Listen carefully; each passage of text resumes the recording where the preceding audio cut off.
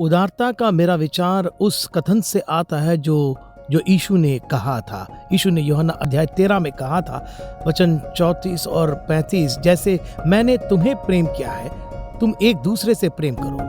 अक्सर हम एक दूसरे के प्रेम के बारे में बात करते हैं, लेकिन उसके मापदंड जो बनाए गए हैं वो ये है कि ईश्वर चाहता है कि हम एक दूसरे से प्रेम करें जैसे उसने हमसे प्रेम किया था। मेरे बाइबल कॉलेज के पहले साल की बात है जब मैं उदारता के बारे में उत्साहित हुआ, या ईश्वर ने मेरे अंदर उसे डाल दिया, क्योंकि मेरे साथ पढ़ने वाला एक मित्र था जिसकी फीस उसकी संस्था ने नहीं भरी थी, और जब फीस भरी नहीं गई थी संस्था पीछे हट गई और उसे कॉलेज छोड़ने को कहा गया था।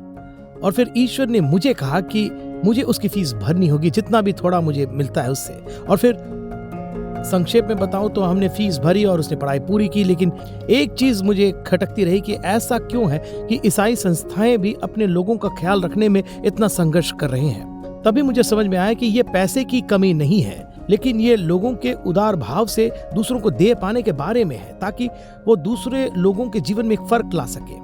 भारत एक समूह के रूप में एक ऐसा समूह रहा है जो एक दूसरे की परवाह करता था। उदाहरण के लिए जब आप ट्रेन में सफर करते हैं, आपको अगर याद हो, जब भी कोई अपना टिफिन बॉक्स खोलता है वो इस बात का ध्यान रखता है कि आसपास के लोगों में वो खाना बांटे, पास के सीट में बैठने वालों को भी। लेकिन आज हम ऐसी संस्कृति बनते जा रहे हैं जहाँ एक चर्च के अंदर भी अगर कोई कुछ खाए तो अपने पास बैठे व्यक्ति से एक बार पूछता तक भी नहीं। देखिए, आकार पटेल बहुत अच्छी तरह से इस बात को कहता है उनके लेख में कि भारतीय लोग समाज को वापस क्यों नहीं देते हैं। वो कहते हैं हम बहुत ही अवसरवादी संस्कृति के हैं और हमारी संस्कृति में उदारता सिखाना बिल्कुल शुरू करना ही होगा। वो बिल्कुल सही कहते हैं कि अगर सड़क पर जब ट्रैफिक हो तो हम दूसरी तरफ भी सड़क को रोकने में बिल्कुल झिझकते नहीं, अगर वहाँ जगह न हो तो भी।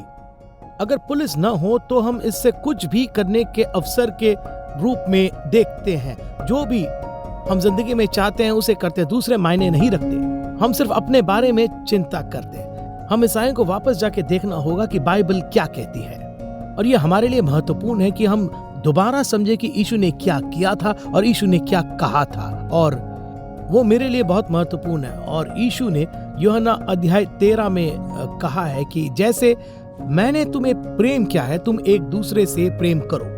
अक्सर हमारे सभी उपदेशों और शिक्षाओं में हम ये कहते हैं कि हमें एक दूसरे से प्रेम करना है, लेकिन ये सिर्फ एक दूसरे से प्रेम करने के बारे में नहीं है। यीशु ने कहा कि हमें एक दूसरे से प्रेम करना है जैसे कि उसने हमसे प्रेम किया, और यह बहुत प्रमुख हो जाता है क्योंकि हम एक दूसरे से वैसे प्रेम कर सकते हैं जैसे हम चाहें, और वो स्वार्थी प्रेम बन जाता है। लेकिन अगर आप यीशु ने कैसे प्रेम किया तो उसे देखें तो पौल कहते हैं कि इफिसियों अध्याय 2 में यीशु का प्रेम दो चीजों से भरा हुआ था, दया से भरा और कृपा से भरा था।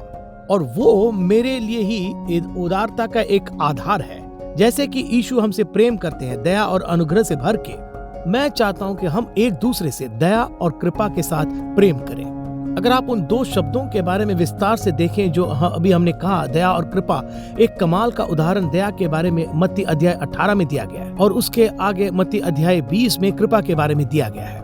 पर आसान सी परिभाषा में दया वो है जो हमारे पाप के योग्य दंड को ईश्वर का हमें न देना, और कृपा वो है कि हमारी योग्यता न होने के बाद भी ईश्वर का हमें आशीर्वाद देना। दूसरे शब्दों में दया है हमारी योग्यता से ज्यादा मिलना, और कृपा है वो मिलना जिसके हम योग्य नहीं थे, अकारण उपकार। तो हम दया और कृपा को कैसे प्रदर्शित कर सकते हैं हमारे निजी संबंधों में, जो कि एक बहुत ही मुख्य बिंदु है।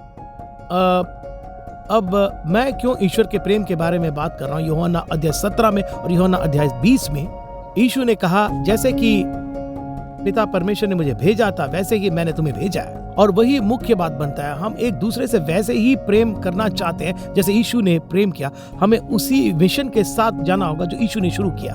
अब मैं दया और कृपा का प्रदर्शन कैसे करूंगा, मैं एक उदाहरण देना चाहता हूँ। चलिए, उदाहरण के लिए जब आप एक रेस्टोरेंट में जाते हैं तो हम सब ईसाइयों की आदत है कि हम खाने से पहले प्रार्थना करते हैं। उसमें गलत कुछ नहीं है, लेकिन जो गलत हो जाता है, मान लीजिए कि हम एक रेस्टोरेंट में जाते हैं और खाना खाते हैं और खाने से पहले हम प्रार्थना करते हैं, और उस दौरान हमें वो सर्विस नहीं मिलता है जो हम चाहते हैं, तो हम क्या करते हैं, हम वेटर को जो टिप देते हैं उसे हम नहीं देते। अब हम तर्क कर सकते हैं कि वो व्यक्ति उसके लायक नहीं था, उसने हमें वो सर्विस नहीं दिया जो मुझे चाहिए था। पर मैं जो कहना चाहता हूं कि हमें लोगों को दया और कृपा दिखानी चाहिए। मैं उसको वो टिप फिर भी दूंगा, क्योंकि ईश्वर ने बिल्कुल वैसा ही किया था मेरे लिए। क्या मैं उसके उद्धार के योग्य था? नहीं। क्या मैं उसके योग्य था कि वह क्रूस पर मरे? नहीं। पर यीशु ने फिर भी वो किया। और मेरे लिए जब मुझे उस तरह का प्रेम प्रदर्शित करना है या लोगों के प्रति कृपा दिखाना है, तो मैं कहता हूं कि उसका कुछ मापदंड मत बनाइए कि उन्होंने क्या किया था, ये उसके योग्य थे या नहीं, उसके बारे में नहीं। फिर भी हमें कृपा दिखानी चाहिए, और मसीह ने जो किया है यही उसके बारे में अनोखा है।